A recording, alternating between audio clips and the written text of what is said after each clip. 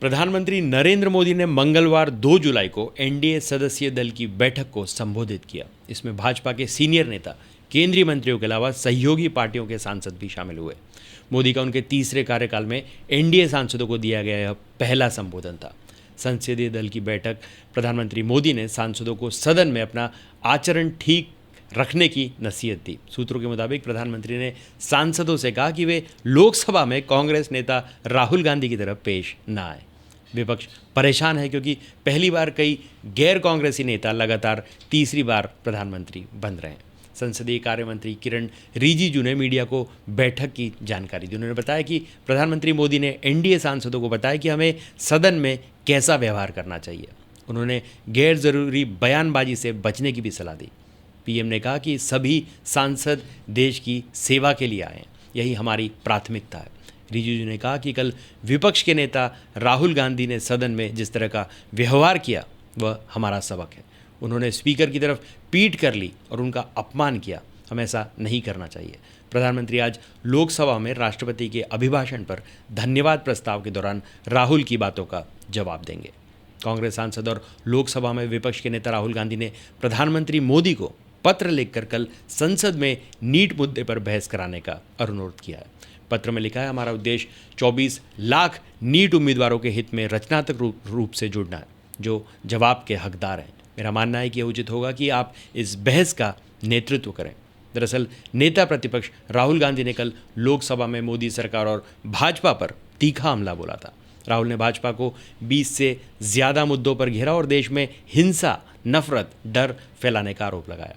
90 minute के भाषण में राहुल ने कहा, भाजपा नेता हिंदू नहीं है क्योंकि वे 24 घंटे हिंसा और नफरत फैलाने में लगे हुए हैं। हिंदू कभी हिंसा नहीं कर सकता, कभी नफरत, डर नहीं फैला सकता। प्रधानमंत्री नरेंद्र मोदी ने इस बात पर आपत्ति जताई तो राहुल ने पलटवार किया। उन्होंने कहा, वे भाजपा के बारे में बोल रहे हैं। सत्तारूढ़ पार्टी पूरी तरह हिंदुत्व का प्रतिनिधित्व नहीं करती है। मोदी जी सत्तारूढ़ दल या आरएसएस पूरे हिंदू समाज का प्रतिनिधित्व नहीं करते हैं। राहुल ने भगवान शिव, गुरु नानक और ईसा मसीह के पोस्टर दिखाते हुए कहा कि उनका संदेश है, डरो मत, डराओ मत।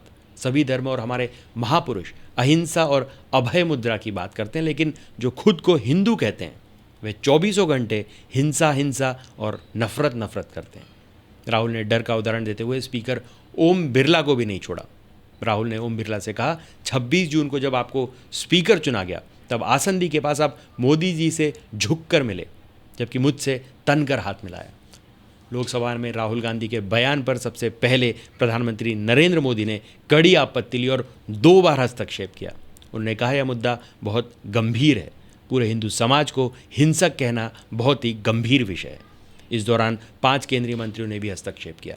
गृह मंत्री अमित शाह ने कहा, खुद को हिंदू बताने में गर्व महसूस करने वाले करोड़ों लोगों की भावनाओं को ठेस पहुंची है।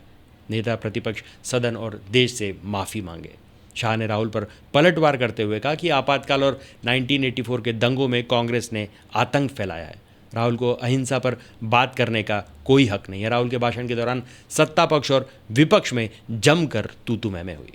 राहुल ने अग्निवीर, प्रधानमंत्री मोदी के परमात्मा से डायरेक्ट कनेक्शन और किसानों के एमएसपी कानून पर भी बात अपनी रखी। इस पर मोदी 2 बार, राजनाथ सिंह 3 बार, शिवराज सिंह चौहान, किरण रिजिजू और भूपेंद्र यादव ने एक बार खड़े होकर टोका।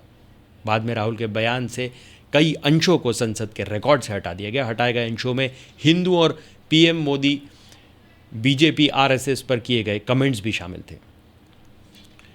मंगलवार 2 जुलाई को संसद पहुंचने पर जब राहुल गांधी को बताया गया कि उन्होंने कहा, मोदी जी की दुनिया में सच्चाई मिटाई जा सकती है, हकीकत में सच को नहीं मिटाया जा सकता। जो मुझे कहना था मैंने कह दिया, वो सच्चाई है। जितना मिटाना है मिटाएं, सच्चाई होती है।